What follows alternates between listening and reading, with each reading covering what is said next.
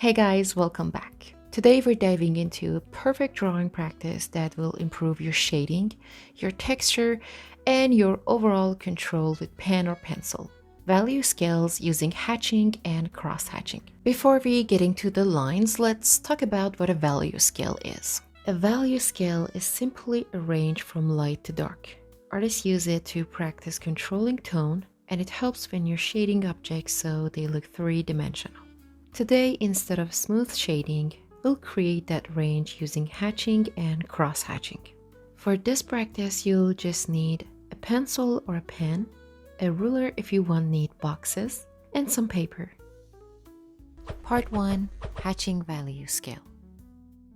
We'll do this first with hatching and then with cross hatching.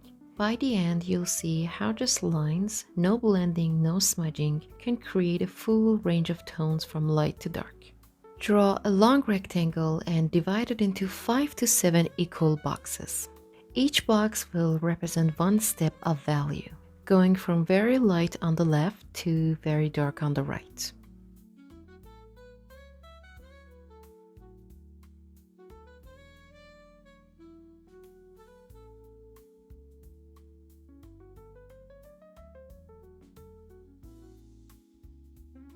Step 1. Lightest value.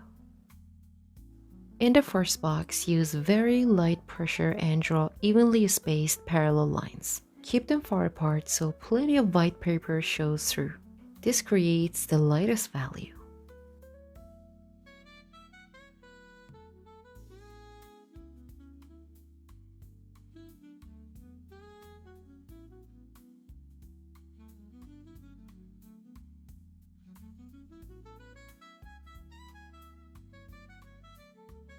Step 2. Slightly darker.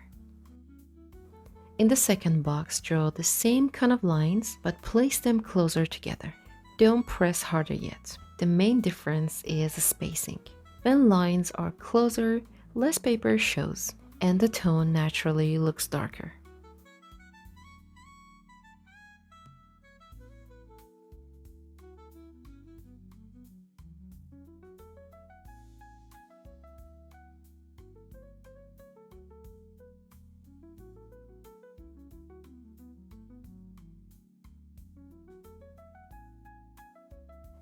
Step 3. Midtone. In the third box, close the spacing even more and add a touch of extra pressure. You'll see the value shift to a clear middle gray. This is where you balance both line density and pressure.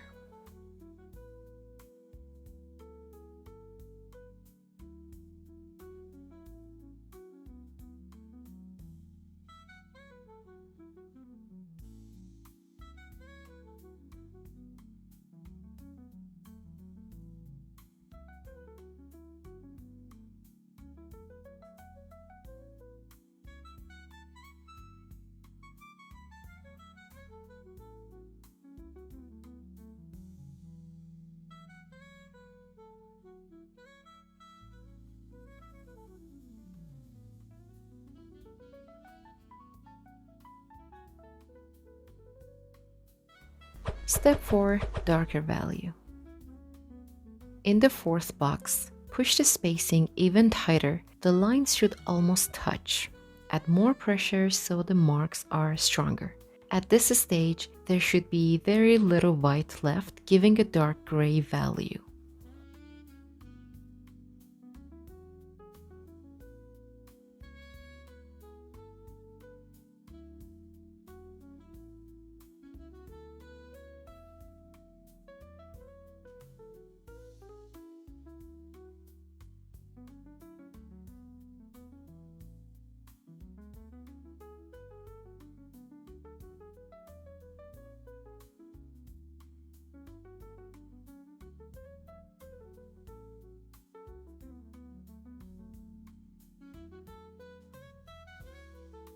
Step 5. Darkest value. In the final box, press firmly and overlap your lines so they almost stack on top of each other. You can even add a second layer in the same direction to fill tiny gaps. The box should look nearly solid black.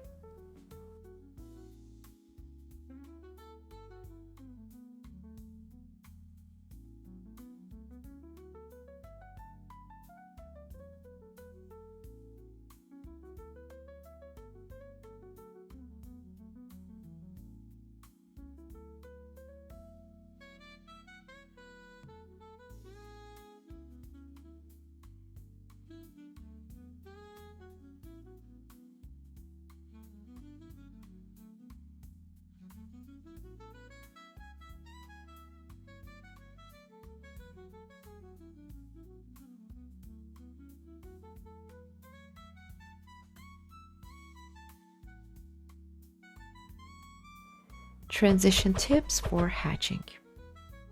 The key to making this scale smooth is gradual change. Each box should feel like a natural step darker than the one before. Focus on two controls: spacing, light to close, pressure, light to heavy. If you master those, your hatching will look controlled and intentional. Part 2: Cross Hatching Value Scale. Now let's move on to cross hatching. The idea is the same, but instead of just one set of lines, we'll add more layers in different directions to deepen the value. Step 1: Lightest value. In the first box, start the same way. One set of light, widely spaced lines. This is your lightest tone.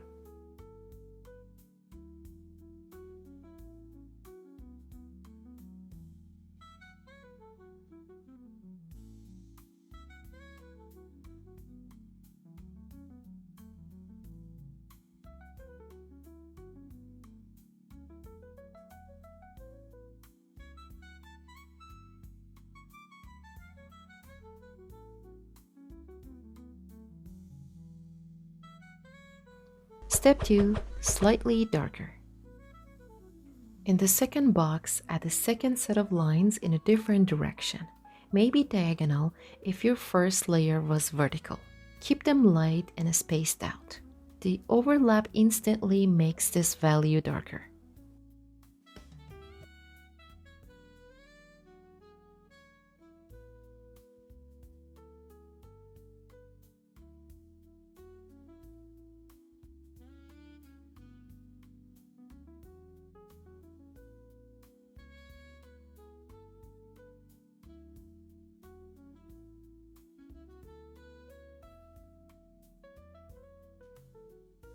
Step 3: Midtone. In the third box, tighten the spacing in both directions. You now have more overlap, which looks like a soft metal gray. If you want, add a third angle of lines, but keep it light so the box doesn't jump too dark too quickly.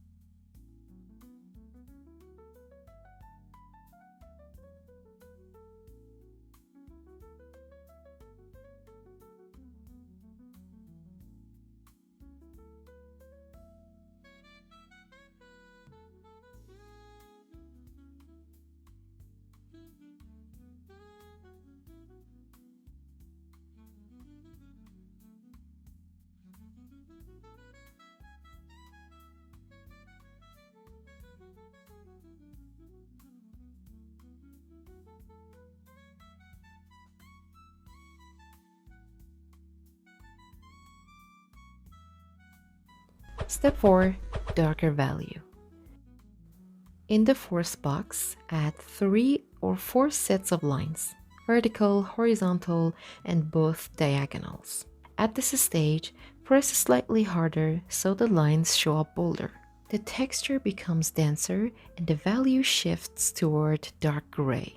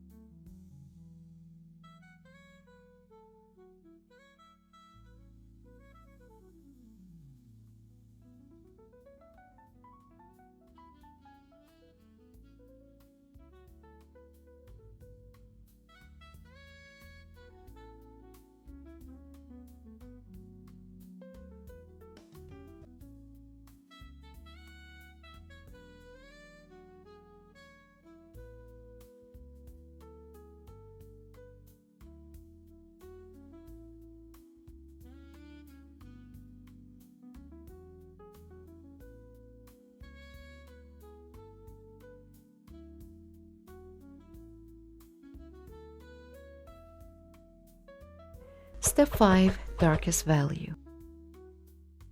In the last box, go all in.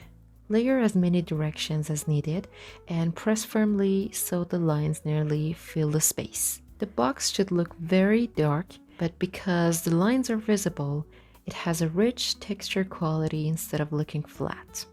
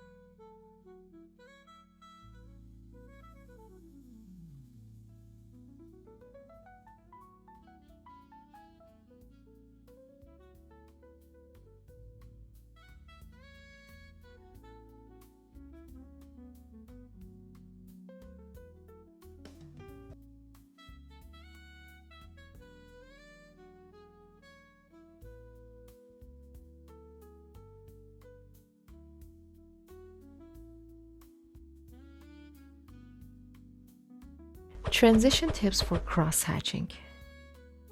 Here you're controlling 3 things instead of 2. Spacing, wider to closer, pressure, lighter to heavier, and number of directions, from 1 layer up to 4 or more. Adjusting these will gradually give you a smooth transition from light to dark. So that's how you build value scales with hatching and cross-hatching. This practice might look simple, but it sharpens your control, helps you understand tone, and prepares you for shading real drawings with confidence. Try this exercise a few times and notice how much easier it becomes to shade objects with depth and dimension. Practicing value scales like this trains your eye and hand. When you go to shade a drawing, you'll already know how to build up dark areas gradually, and your shading will look way more intentional and controlled. Give this exercise a try. It only takes a few minutes, but it's one of those practices that pays off every time you draw.